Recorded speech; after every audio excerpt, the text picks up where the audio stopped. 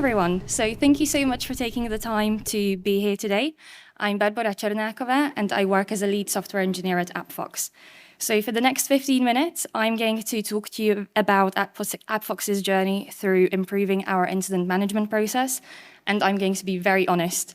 So I'm going to talk you through some ups, but also definitely some downs. I'm hoping that at the end of this session, you will leave with some ideas on what to do, or maybe even what not to do in case you're interested in improving your incident management process at your organization.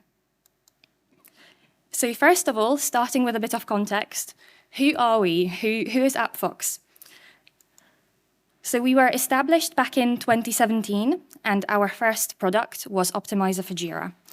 Optimizer came about sort of very naturally since we're also a part of Automation Consultants, and Automation Consultants is an Atlassian Platinum Solution partner who provides consultancy services in the Atlassian space.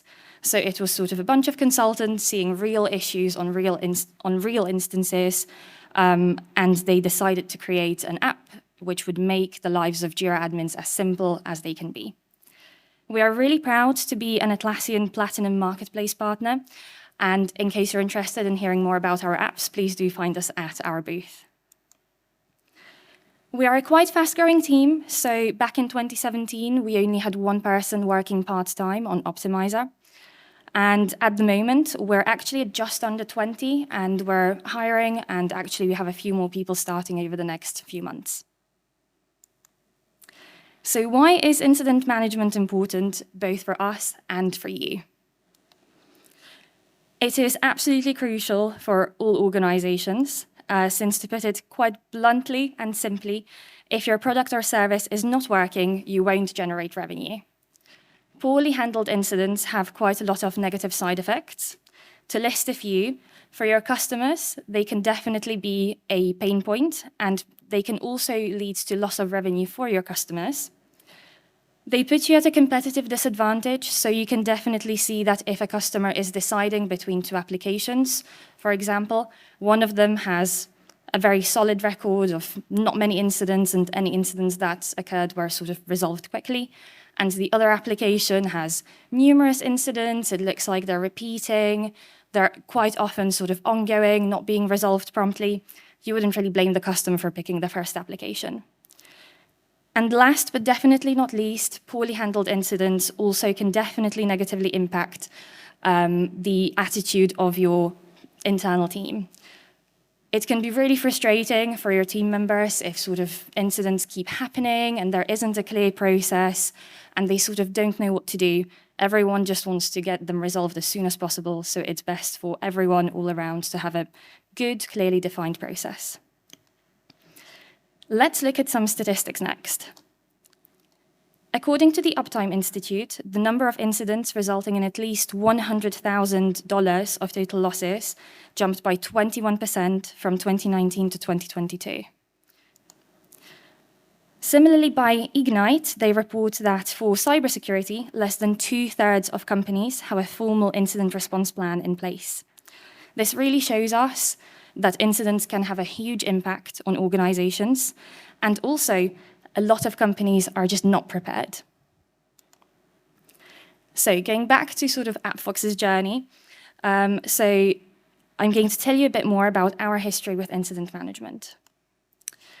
So a few years ago, we did create some incident management processes, but unfortunately, we made a couple of mistakes, which are quite common. So first of all, we assumed that these processes would naturally scale with us. And second of all, we did not invest time into reviewing and updating them. This meant that when we actually took a look at our current incident process at the end of 2022, we realized that it wasn't really fit for our purposes anymore. So we really needed to change. And we actually just decided to rework it from scratch. This was following sort of investigation into current best practices, as well as talking to our team members and leveraging their experience. So after thorough research, we decided that Atlassian's incident management handbook and their template would actually be a pretty good fit for us. We, of course, made some tweaks to make sure that it works for us, since the handbook itself is sort of a quite generic document. We also invested quite a lot of time into making sure that we are using the right tools as well as apps. And this is because we strongly believe that it's really important to focus on automation as part of these sorts of processes. And this is to make sure that when an incident happens, people can just focus on the task which they need to carry out, and they're not having to worry about manual tasks which could be automated. We highlighted 3 main areas on which we wanted to focus as part of this new process.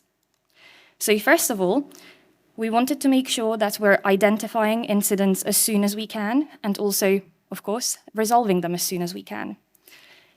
We believe that to achieve this, we need to have really strong internal communication. So we created some new channels on both Teams and Slack, and the important bit which I really want to highlight here is that we created channels. The intention here is that we are moving from sort of information being lost in private messages, information is all out in the open, and as sort of people become available, they can jump in and jump out as necessary to help out. Secondly, we also wanted to make sure that we are informing and reassuring our customers as best as we can. For the information point, we actually use status page. So again, as part of our process, we agreed that as soon as an incident is confirmed, we will update our status page to ensure that everyone is aware in case sort of they're observing any strange behaviors. For the reassurance part, we actually use Service Desk on Jira Service Management. And in particular, I want to highlight the app canned responses by Appfire here, which has really made a big difference to how we manage communication with our customers. It allows us to create templates for messages, which means that when an incident happens and we have an influx of new tickets, our support team can respond quickly and consistently across all tickets. Thirdly, we wanted to make sure that we learn from our incidents and, most importantly, that they don't repeat. To do this, we put a strong focus on our postmortems, which before weren't really taking place as they should be. We store our postmortems on Confluence, and we use the app Workflows for Confluence, which is made by us, to make sure that we manage the life cycle of the page appropriately. So we created a workflow which goes through various statuses. So we start off in progress, then it goes through a review stage, and finally it goes into reviewed and then actioned. This allows us to, at a very high level, see exactly what's going on with these postmortems. So unfortunately, we got to put the theory into practice much sooner than we hoped. And in January 2023, we had an incident. So the incident actually happened for Workflows for Confluence, which is the app which I just mentioned that we use for our postmortem. And it was a P2, which means that it was a partial outage. I'm not going to focus too much on what the problem actually was. It was basically certain bits of functionality which weren't functioning as expected. What I wanted to talk a bit more about is the impact. So during this time, we had 2 customer reports, so thankfully a pretty low number. It lasted approximately a day, which is much longer than we are sort of comfortable with. And thankfully, there was no long-term impact. So in terms of our honest experience, this was the first time that we were using the new process. So we knew that there would be some ups and downs, and that's exactly what happened. In terms of what went well, we felt as a team that we significantly improved our communication. So what I mentioned previously about sort of using the channels as opposed to private messages and Slack huddles where people can jump in and out actually worked really well, and we felt that the whole team had an appropriate level of information. And also information was accessible if they wanted to access it. However, on the other side, we also felt like our communication with customers was improved. So again, use of sort of canned responses allowed us to respond promptly and consistently. We also felt like in our post-mortem review session, we had lots of really valuable discussions. So this was the first time we did a session like this, and the whole team felt that it was really valuable. And we managed to identify some really good both short and long-term actions to ensure that the incident doesn't repeat again. Now, on the other side, In terms of improvements, one of the issues that we ran into was that we did not assign a communications officer at the start of the incident. This meant that throughout the incident, we had to basically communicate between 4 or 5 people, the classic, have you messaged this person? Does that person know? And this just led to inefficiency and took focus away from actually resolving the incident on hand. Another issue that we ran into was that there was a delay in us updating our status page. So what happened is that we weren't really aware that only 2 people in the company had access to update status page.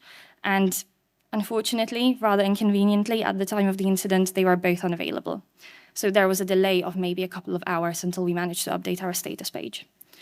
One other thing, which isn't on the bullet point list, but we also felt, well, I personally felt this since I wrote the postmortem, the template was quite long. I felt like it took me a really long time to actually assemble all the information. But at the end of the day, we didn't make any changes to the postmortem since, as I mentioned previously, we felt that the discussions were really valuable and it was worth the effort. So in terms of reflections and recommendations, following the implementation of the new process, it was really clear to us that once you have a clear process, when something goes badly wrong, you actually end up in a situation where it's not quite as stressful as previously. This is because everyone knows what they need to do. You don't have to worry about sort of other people not being sure, since everyone is fully onboarded onto the incident management process, and you can just focus on what you actually need to do at that point in time. One thing which we also realized is that it is actually really essential for everyone to buy in.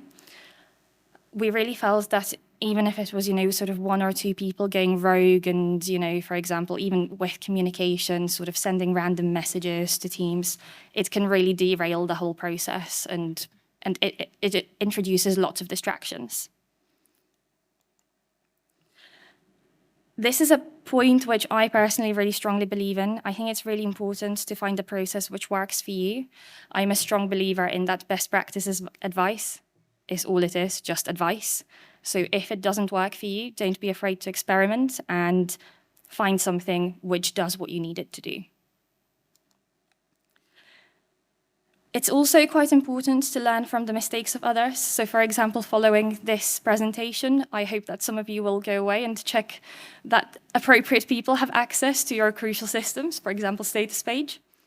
And yeah, that's sort of one of the examples which I highlighted here. But I think it's in general a good idea to sort of try to read postmortems of, for example, big companies where stuff goes wrong and see whether we can actually preemptively implement some of the fixes which they will be doing following real issues. As part of sort of incidents, we also think that communication is really key, and this is both across your internal teams to ensure that incidents are handled well and resolved as quickly as possible, as well as customer facing. We often find that our customers get understandably really worried when something goes wrong, and quite often sort of reassurance and them having the confidence that we are resolving it and we will resolve it quickly actually makes all the difference when it comes to sort of talking to them. And finally, it's okay to not be perfect. The very nature of incidents is that as much as none of us want them to happen, they're inevitable. Sooner or later, we will all have an incident that we will need to handle. And it's very hard to sort of find the ideal way of handling them. But I think that as long as we're sort of learning and always reviewing both what went wrong as part of the incident itself, as well as what we could improve in terms of how we handled it, we're moving forward and doing the best that we can. So thank you so much for listening. If you have any questions, please do find me at our Appfox booth. Thank you.